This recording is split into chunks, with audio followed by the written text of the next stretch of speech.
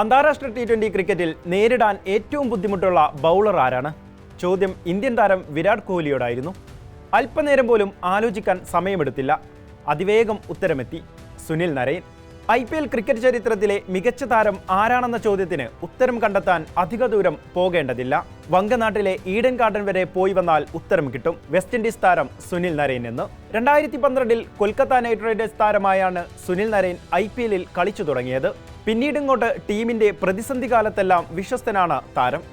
നരൈന്റെ പ്രകടനത്തിന് മികച്ച മാർക്ക് നൽകുകയാണ് മുൻ താരങ്ങളും ക്രിക്കറ്റ് നിരീക്ഷകരും. കഴിഞ്ഞ ദിവസവും നരൈന്റെ പ്രകടനമാണ് കൊൽക്കത്തയെ വിജയത്തിലേക്ക് നയിച്ചത്. പ്ലേ ഓഫിലേക്കുള്ള സാധ്യതയും അവിടെ തുറക്കുകയായിരുന്നു.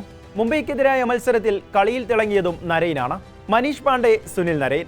ആരായിരിക്കണം കളിയിലെ താരം? മുംബൈക്കെതിരെ 45 റൺസ് എടുത്ത മനീഷ് പാണ്ഡെയായിരുന്നു കഴിഞ്ഞ ദിവസത്തെ മത്സരത്തിൽ കളിയിലെ താരമായത്. എന്നാൽ അതേ മത്സരത്തിൽ 4 ഓവറിൽ വെറും 13 റൺസ് വഴങ്ങി ഒരു വിക്കറ്റ് എടുത്ത് മുംബൈയുടെ മുനയൊടിച്ച സുനിൽ നരൈനെ തടഞ്ഞത് ശരിയാണോ എന്നാണ് ക്രിക്കറ്റ് പ്രേമികളുടെ ചോദ്യം.